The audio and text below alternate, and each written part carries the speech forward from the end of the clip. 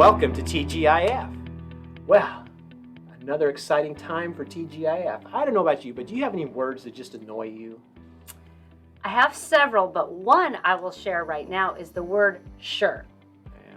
I will ask someone a question, maybe in an email or a text, or even in person, and when I get the response sure, especially in email or text, I don't really know how to take it. Is it sure, I'm happy to do it, or is it sure, I guess I'll do it? And that word drives me crazy. And when I'm having a really off day and someone asks me a question, I reply with sure, just because the word annoys me. But we know, or you know, I should say, there is a word that I have been using way too often. And that takes us to our word of the day. Whatever. Whatever. That is a word I use in so many different ways, but you can, because it depends on how you say it. Right. So again, if it was in email or text, it would be hard to understand the tone the person was saying it in, but there's the, whatever you want. I'm really cool with anything. Like, what do you want to eat? Whatever, I'm good. I'll eat anything. Or whatever, you're going to decide anyway. So there's so many ways to use that word. And when you look at polls, that word, whatever, is actually one of the most annoying words according to Americans, because it is generally seen as annoying, rude, and dismissive. However, when I read that word can actually be one of the best words in our Christian walk, I thought, how? Well, we have scripture. Guess how many times the word whatever is used in scripture? There's a little discussion about them because there are nuances that how they get used, but the heart of whatever is 171 times. Wow. Whatever. And whatever. Yeah. Wow, that's amazing. And so the one that we are looking at today, though, comes from Colossians chapter 3, verse 23. Whatever you do, work at it with all your heart as working for the Lord, not for people. So that gets us right in. Whatever you do, right? Mm-hmm. And it's kind of the tone that you take with that too. Really? Mm-hmm. Whatever I do? Yeah. Or whatever I do. Whatever I do. It's how we use it. It really is. And one of the people that I want us to look at today is a name that you hear it, but we don't talk about her very much. And she's a critical character in the Bible. And that name is Dorcas. Dorcas comes to us from Acts chapter 9. Verse 36, and Dorcas had a real humility about her. She was one of those people that was serving and caring for people. By trade, she sewed.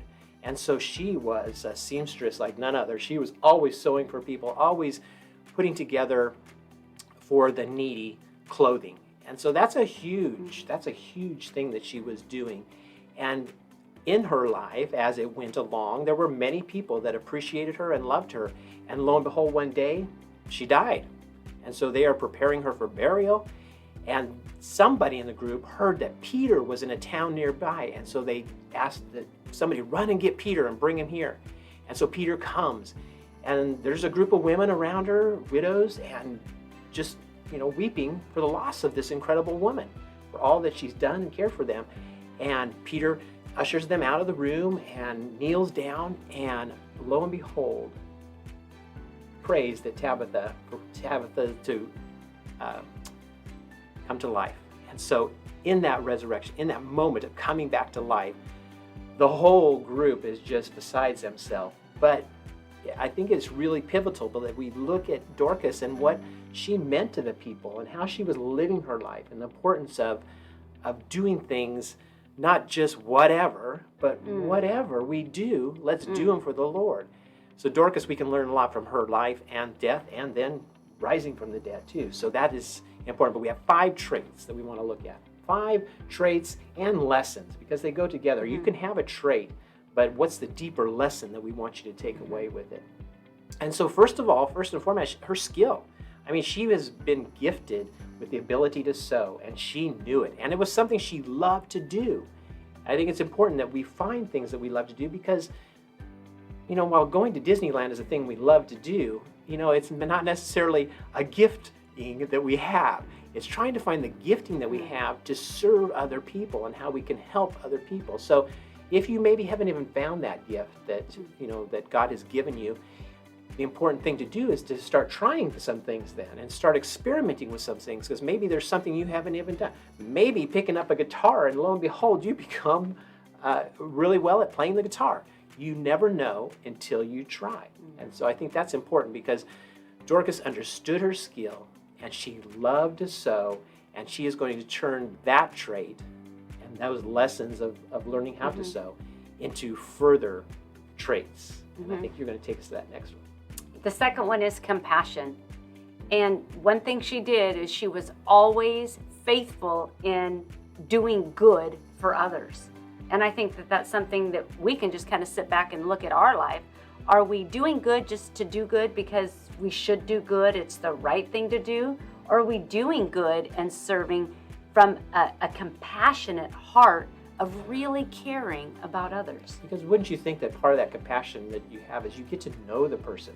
So she may be, making clothes, but her compassion was for the people and getting to know the people. So I think that's key in that. If you're just doing good and not interacting with other people's story, then it's just doing good, which is good.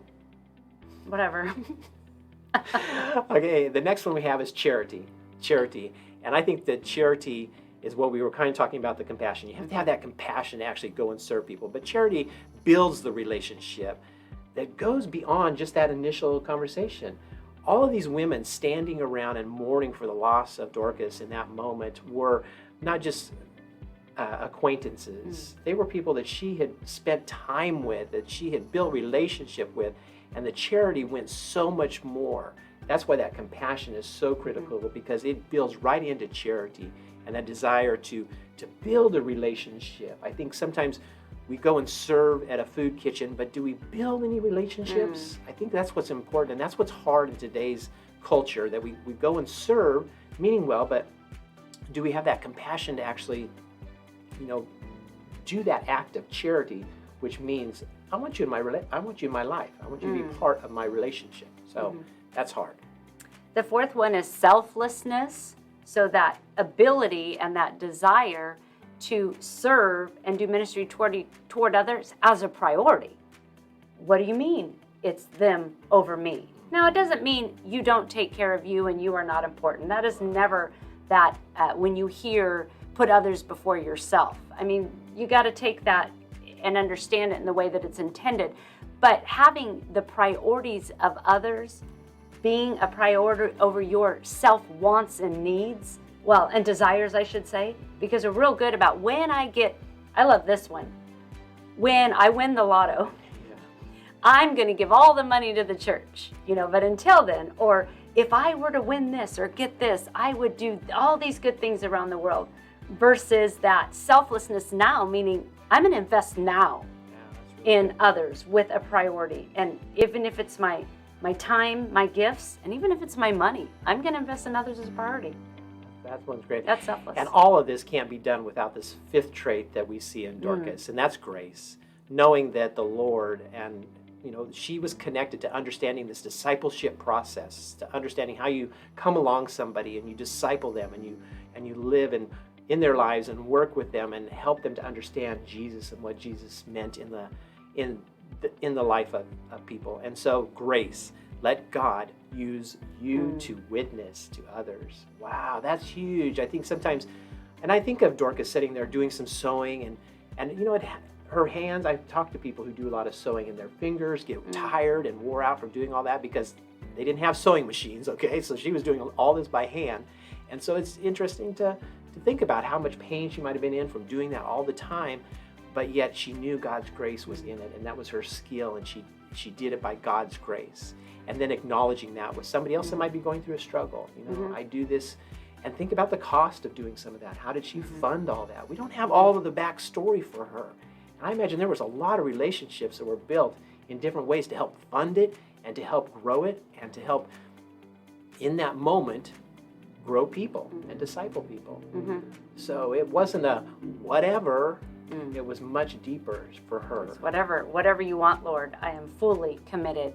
And I think that that's what we want you to get out of the word whatever. And like I said, I use it at home constantly, and I use it in the different meanings. But when we look at the New Testament and all of Paul's writings, he was almost the master of the word whatever. And a few scriptures we pulled, Philippians 4:8, whatever is true, whatever is honorable, whatever is right, whatever is lovely, think of those things. And so that's whatever used in a pretty good way. And it's more than just thinking of them, right? It's like, oh, take that in, that Yeah. pure and that Whatever, lovely. yeah, It's whatever is. true. And then 1 Corinthians 10:31, whatever you do, do it to the glory of the Lord. Yep. Whatever you do. That means everything that you do. Philippians 4:1, learn to be content in whatever circumstances. Wow, And that's that's probably the hardest of the ones that I was looking up. Because whatever circumstances, because this is really hard right now. This is challenging. And you want me to be content? Whatever is my thought. Paul being in jail, and he Yeah. can actually still live into this. I mean, Mhm. he said it.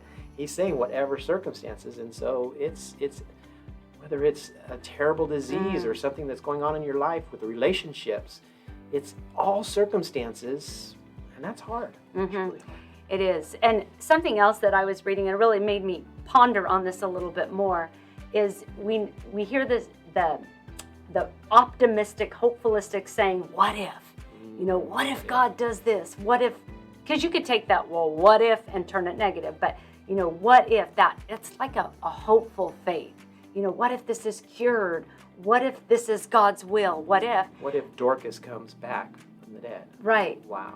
And then when I read that and it took it to not a what if faith, but how about we take it a step further to a whatever faith?